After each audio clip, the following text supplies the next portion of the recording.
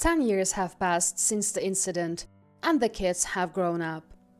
"Mom, don't forget tomorrow is Grandpa's anniversary," said my independent daughter, munching on bread as she dashed out of the house.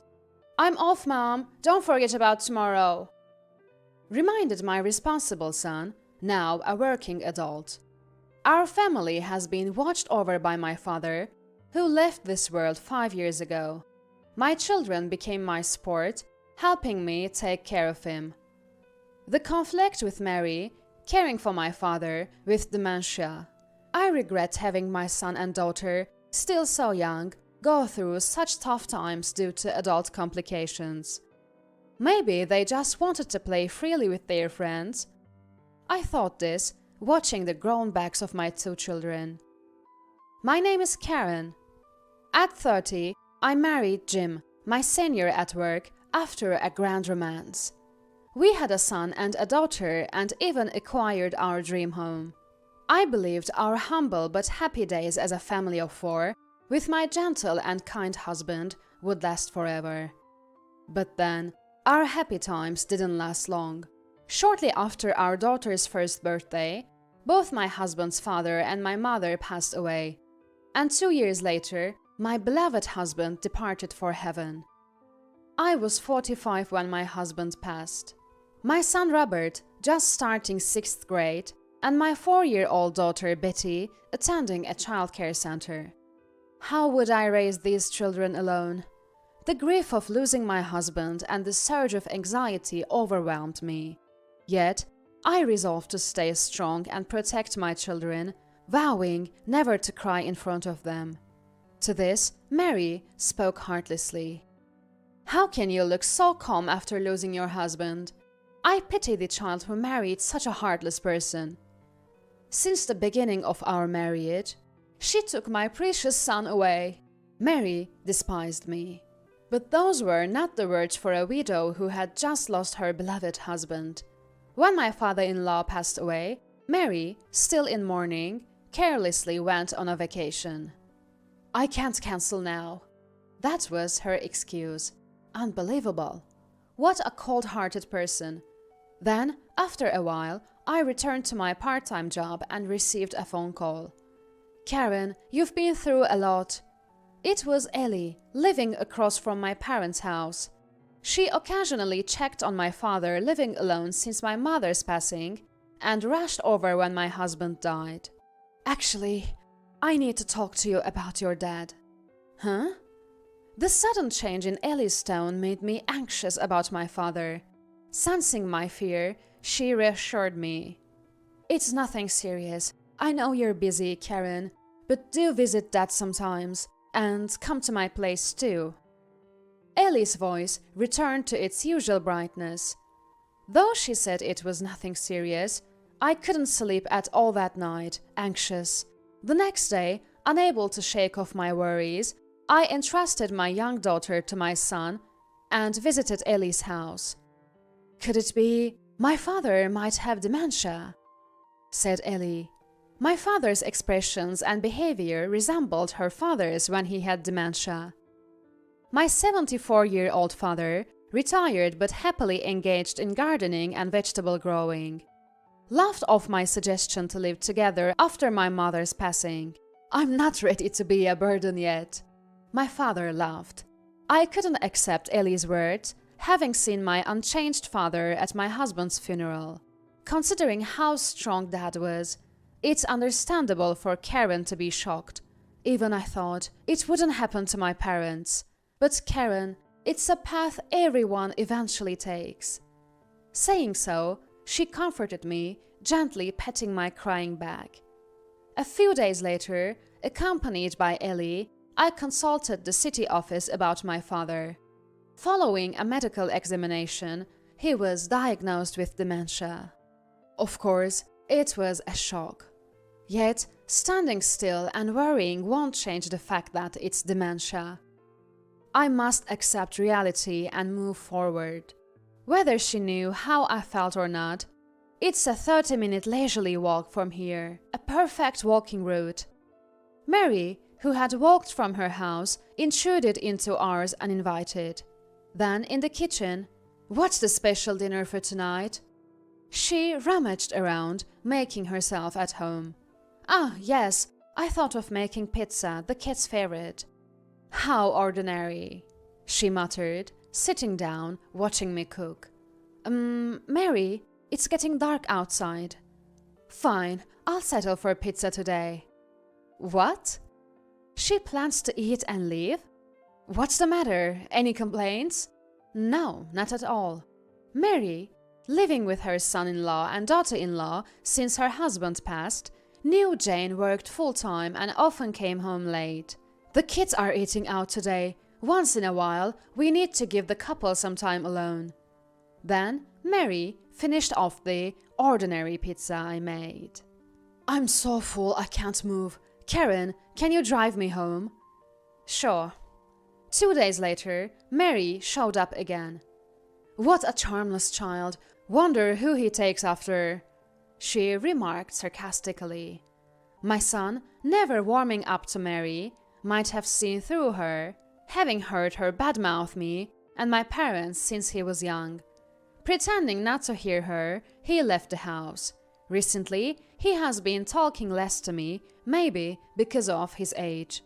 After my father was diagnosed with dementia, I consulted my brother, who lived apart. But he was indifferent. "I can help with money, but I can't take care of him, so you handle it." That was his only response. I had no choice but to take care of him. "I don't want to move out of my house." My father stubbornly refused, but I somehow persuaded him to move in with me. One day, I received a call from Mary. "Karen, I hear you're living with your dad now." "Oh, I hadn't told anyone yet." "Yes, well informed, aren't you?" "You can live with Dad if you want, but remember, you're our daughter-in-law." "Yes." "You haven't done anything daughter-in-law-like till now, so you'll have to take care of me now." "Oh, but don't worry, just making dinner and delivering it to my house is enough. If I ever need caregiving, I'll ask my younger son's wife. I can't imagine what you'd do to me. Oh, scary." I couldn't say anything back and had to comply with Mary's demands. Then a new life began with the 4 of us, including my father. I thought I could manage as Dad would use day services on weekdays, and I only needed to care for him on evenings and weekends. But it was harder than I imagined. My part-time job, caring for the kids and Dad, plus delivering meals to Mary. It was more challenging than I thought. I woke up at 4 a.m. and didn't sleep until past midnight. As soon as I hit the bed, I fell asleep. Why do I have to go through all this alone? I can't trouble others. I chose this path myself. These thoughts drove me further into despair. And then an incident occurred. Late at night, everyone asleep, I returned from the shower to find... My father standing, head down, in front of the toilet. "What are you doing here?" He had peed in the hallway, not making it to the toilet in time. "Come on, why here? Even 4-year-old Betty can go by herself. You're so much trouble." I yelled at him, unable to understand his behavior as his symptoms worsened, and took out my frustration on him. Father looked down, apologetic. I changed his pants and put him back to bed. Why did I speak so harshly? Why? Tears wouldn't stop as I lay in bed. But I must have been exhausted because I fell asleep. Waking up in the middle of the night, I checked on my father. Oh, no way. He, who feared the dark and always slept with the table lamp on, was not in his bed. Maybe he's in the bathroom? No, he's not there. I searched the entire house, but he was nowhere to be found. Could it be? One window on the first floor was open. He must have gone outside. In a rush, I threw a jacket over my pajamas, grabbed my mobile phone and Dad's jacket, and headed for the door. "Mom?" Turning around to the voice, I saw my son rubbing his sleepy eyes. "Mom, Grandpa's sleeping in my room." "Oh, really?" Relieved by my son's words, I slumped to the floor, drained of strength. Peeking into my son's room, I saw Dad curled up small like a child, sleeping peacefully in my son's bed. "I'm sorry, Dad." And my son, sharing the same blanket, quickly fell back asleep. The next day, right after coming back from school, my son approached me. "Mom, Grandpa seemed like he wanted to go back to his own house." "Huh? He told me about last night." "Let's take him home. We can live there with him." "Robert, I'll help out, Mom, so you don't have to struggle alone anymore. I'll take good care of Grandpa." My son, who had always adored my father since he was little, had been concerned about Dad after Mom passed away and often visited him. I had thought he was still just a kid. Then I made up my mind. Let's sell this house and live in my childhood home. The decision was made quickly. I started renovating our old house to make it comfortable for Dad. Of course, the money for this came from my brother. I also began to tidy up the house we were living in. "Karen, what do you think you're doing?" Mary, having caught wind of the news, arrived in a car driven by my sister-in-law, Jane. But that's strange. How did Mary know? Jane wouldn't have told her. It must be this little one's doing. Looking at my daughter, she covered her mouth with both hands, looking flustered. No doubt. Mary must have bribed her with candy to get the information. Well, it can't be helped. She's only 4 after all. The fault lies with cunning Mary. Yes, I'm selling this house to live with Dad at my childhood home.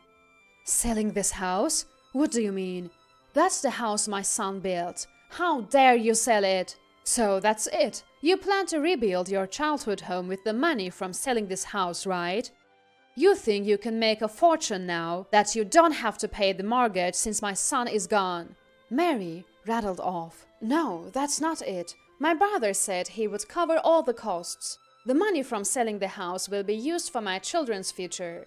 I believe my husband would have done the same if he were alive. He was that kind of kind-hearted person. I said firmly, leaving Mary unable to respond. She turned to Jane for help. "Jane, you heard her, right? She's talking back to me, Mary, her mother-in-law." Called by Mary in a pleading voice, Jane said, "Mary, I actually think Karen is admirable. Working alone while raising 2 kids is hard enough. And now she's also caring for Dad. Not many can do that. And how Karen uses the money from selling the house is none of your business. From now on, please take care of yourself without troubling Karen." Jane spoke up, not backing down from Mary. This seemed to make Mary concede, as if to say she had no other choice. "Maybe Jane is right," she said, trying to laugh it off. Serves her right. I had anticipated this and had already discussed everything with Jane. Then Jane shared an interesting story. Mary, living with her son-in-law's family, had been cooking dinner for them, coming home late from work. The food was so terrible, it made me dizzy. I never want to eat it again. Jane's expression when she said this was unforgettable. Apparently, Mary was never good at household chores, and her husband used to do the cooking. After that terrible meal, the son's family started eating separately from Mary. "Karen, leave it to me." Jane promised to support my decision to live in my childhood home. Soon, the renovation was completed, and we moved in successfully. I felt sorry for my son, as the commute to school became longer, but he said, "It's totally fine," and began to talk to me more openly.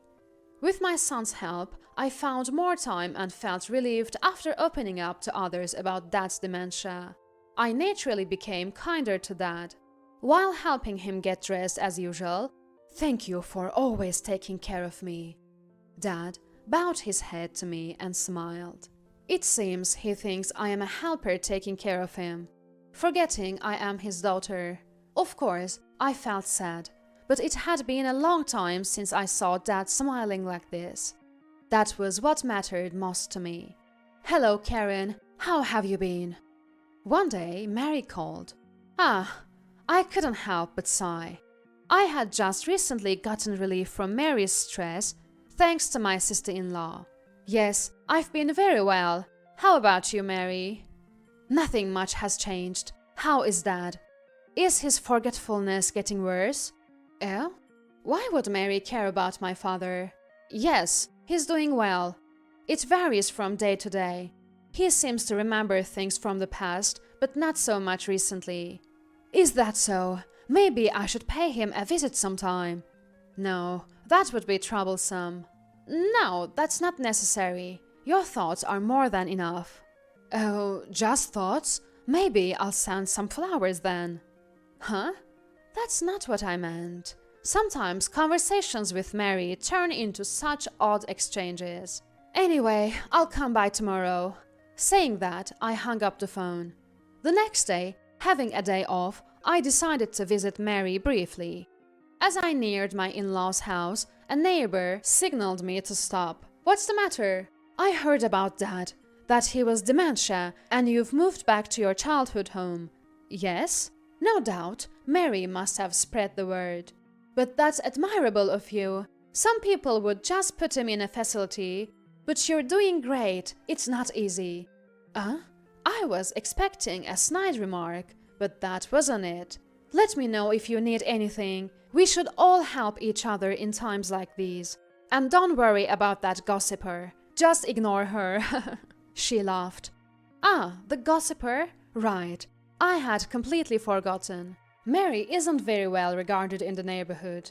A neighbor at my father-in-law's funeral had quietly told me. It must be hard with Mary around. She's such a worry. She secretly told me about Mary.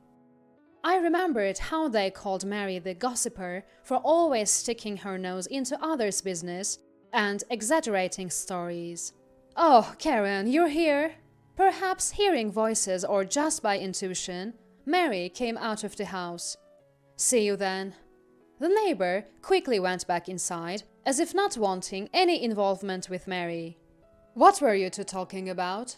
Mary always needs to know who's talking to whom in her absence. I thought it would be troublesome to go out with her any longer. Sorry, Mary, I have to go pick up my daughter, see you. I waved with a smile and drove off.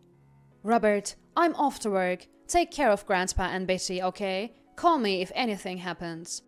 I handed my emergency mobile phone to my son and left for work.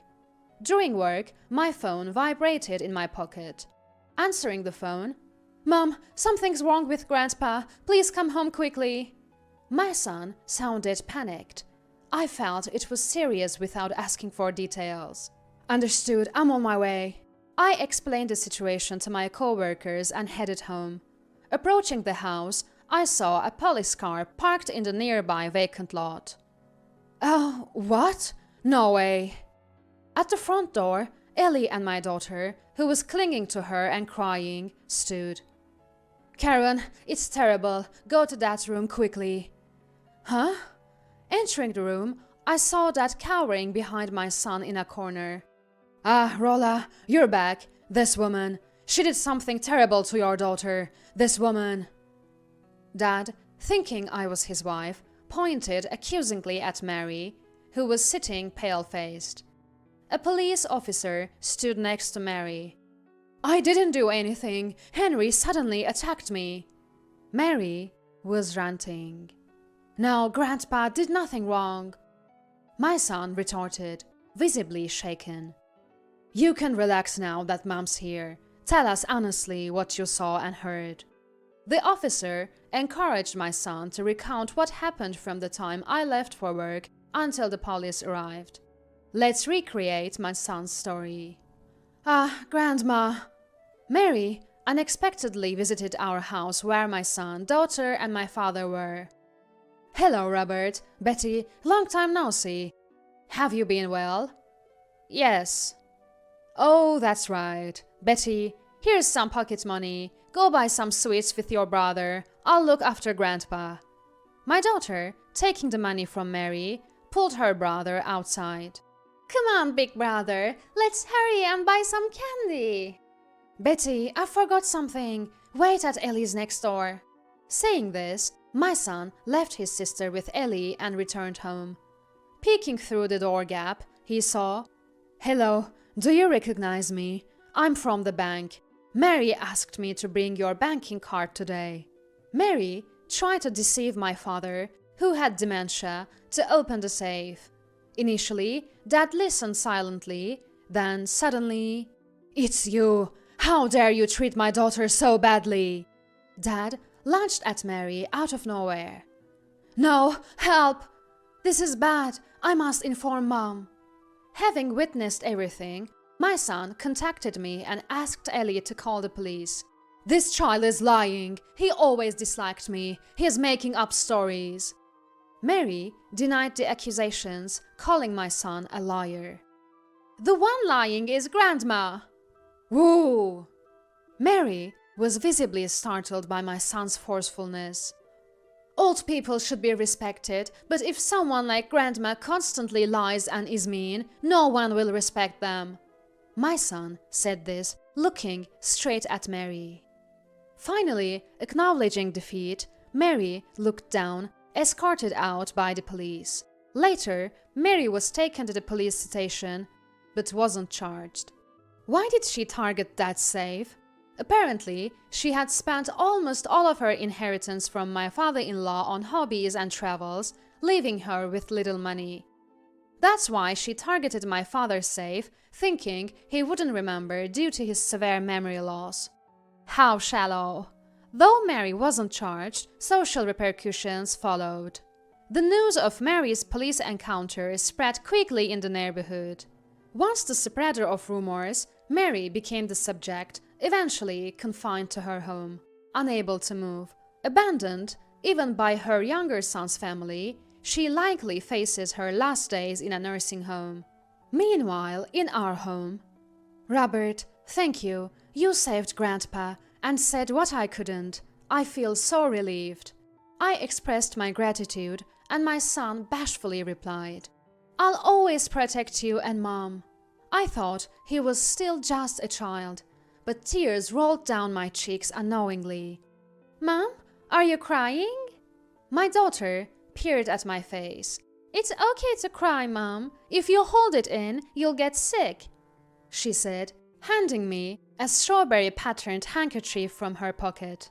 Since my husband passed away, I had decided never to cry in front of my children.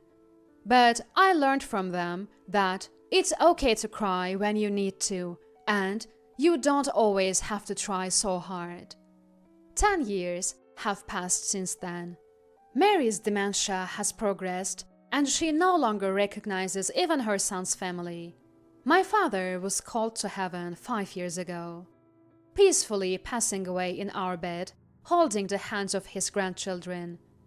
I saw a tear trickle from his eye. I place flowers before the portraits of my parents and husband and look out the window. The autumn leaves in the park flutter down, painting the ground red.